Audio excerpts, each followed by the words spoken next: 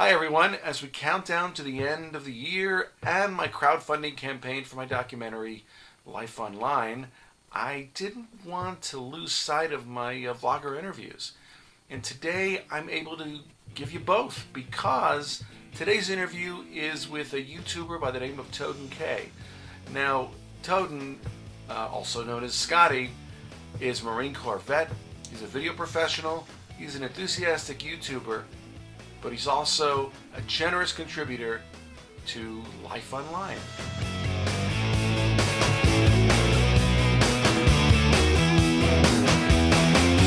So how did you start creating on YouTube? Why did you start creating on YouTube? Let's give us a little bit of your backstory. I started creating on YouTube when I started going to Specs Howard School of Broadcast Arts, now School of Media Arts. I went there for radio, but I had this little kid picture camera video thing that I bought like 5-6 years before that. And one of my friends and I, when we were carpooling up and down from the commute, we just started talking to each other and we're like, hey, let's just make a driving video blog. So we started like that, and then eventually, once I got away from radio, like a full year later, I started actually doing video projects I went to another university and started doing video projects for school and just kind of started building up from there. And what really started launching me off when I really got into it was, and this is like maybe a year and a half, and it's just kind of like a hobby. I had a vacation coming up. I was going to go down to Myrtle Beach, meet up with some of my old Marine Corps friends, and that fell through. So I put up a video on YouTube. Hey, where should I go? These are the dates. I'll go wherever within reason. This kid from New York, this 17-year-old YouTuber, Copy and Chase, was like, hey, I'm having a YouTube gathering in Orlando, Florida. Come. Okay, cool. So I drove all day Friday, did the YouTube gathering on Saturday, and then drove back to Detroit, Michigan on Sunday. I was like, that was really fun. And I started networking and, meeting all these other people. I was like, I'm going to take this a little more seriously. What drove you to go that sort of distance to this gathering?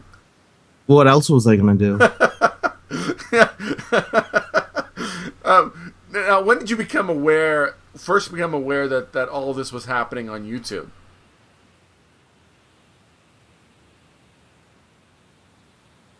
Well, I always played around with my cameras. Even when I was in the Marine Corps, I was that guy that walked around the barracks with the camera looking for weird stuff and capturing on tape. And if you ever watch MASH, yes, weird stuff happens all the time. So it's not MASH is a little closer to reality than people think. Yes. It would be a lot more closer if they still had the draft. When did you first become aware? Let me ask you this: when did you first become aware of what was going on YouTube, other than like cat videos kind of thing? When did you first become aware of vloggers and YouTubers? Well, people were sending me videos, and then I was like, okay, well, I'm just going to check this YouTube thing out.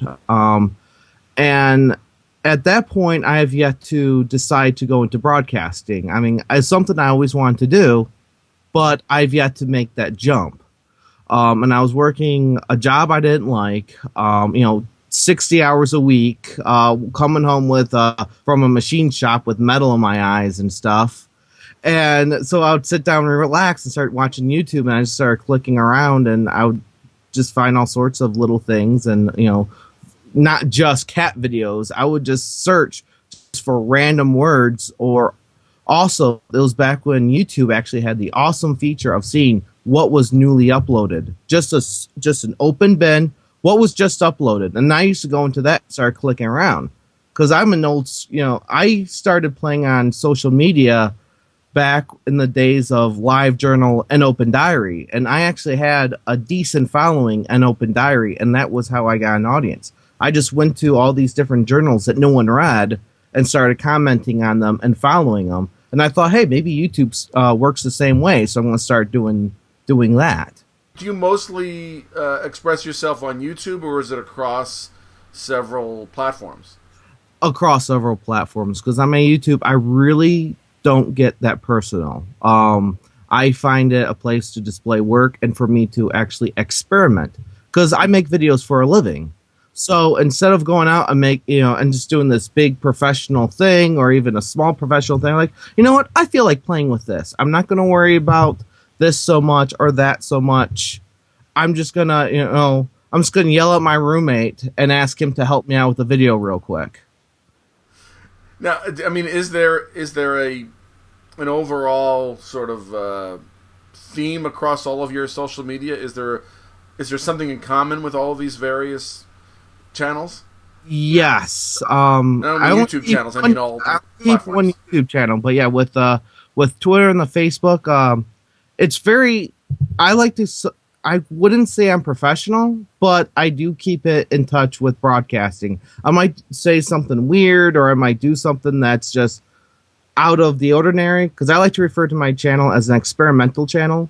Because I don't just do narratives. I don't just do comparisons. Sometimes I'll just throw something out really weird, and I will do a vlog once in a while.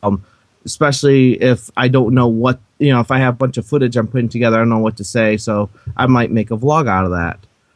But the underlying thing is, it all has to do with communication, media communication. I just might be broadcasting like, hey, look at this random stuff, but I feel like there's some kind of communication there. If you follow my Twitter, you see, I might throw something funny out there, but then I'll throw out, hey, these, I just found these headphones really cheap. It'll be better if they were like this, but I'm really happy with them, and it just might get retweeted by Panasonic or something. Who knows? Do you have a goal in terms of where you want to go with YouTube? Yes, but I recently started looking for other part-time work, and I'm finding other jobs that have to do with social media. And I'd love to make a jump from just doing my own thing on the side and having a somewhat professional video job as my day job to combining those and making it one. Like, let's say I go work for a decent sized company as their video manager or something like that. That's awesome. And I'm noticing those opportunities out there too. I'm not going to say names, but I'm seeing them out there. And is what you're doing in social media and on YouTube, do you consider that sort of an extended resume or portfolio? Yes. And do you create it with that in mind as well? Sometimes yes, sometimes no. In fact, that was the reason why I created a website. It's really not that big of a deal. It's more or less a blog with my videos thrown on it. But when I have work out there that I did for GM and DTE and Blue Cross Blue Shield, I kind of want to put that in one area so I can just make a professional tab on my website, ToadenK.com, and you can click on that, and whatever I find that's out there, I could put that, because half time I make a video, I don't know where it goes. Tell me again, how did you come to be called Toaden or Toad? That happened back when I was in high school. It wasn't a thing created for online. It wasn't obviously it wasn't created for YouTube because I'm older than that. It's really not much of a story. It was just like, hey, there's a lot of other Scots here. You're annoying. My brother's annoying. I call him Toad, so you're now Toad. And I throw an EN at the end of it, Toaden, and now I'm original. There you go. I kept that. I was 14 at the time. I'm 29 now. It's been my, all sorts of names throughout my time. So I kept it. And I have friends that just feel it extremely strange to call me Scott or Scotty. Like, you're Toad. That's all we know you as. Now, what do you hope that people experience when they find your channel? What are they looking for? I hope they experience whatever they're looking for. What will they find? I'll explain this answer a little bit more. I used to write poetry. I was published a few different books, and people's like, well, what does this mean? Well, I'll tell them, like, oh, really? I thought it was about this. And they walk away a little sad. Well, now when I create a video, sometimes I don't even put it out there what I'm making it for. It'll be an experimental, me testing something. Sometimes I write it in there, but most of the time I'm actually testing something completely different. So if they find what they're looking for, awesome. Thank you, Scotty. Remember, you can find his channel at ToadenK. And if you'd like to contribute to the Life Online documentary, the time is now. We're running out of days in the year. That would be at indiegogo.com/lifeonline. Thanks for joining us. I will see you next time.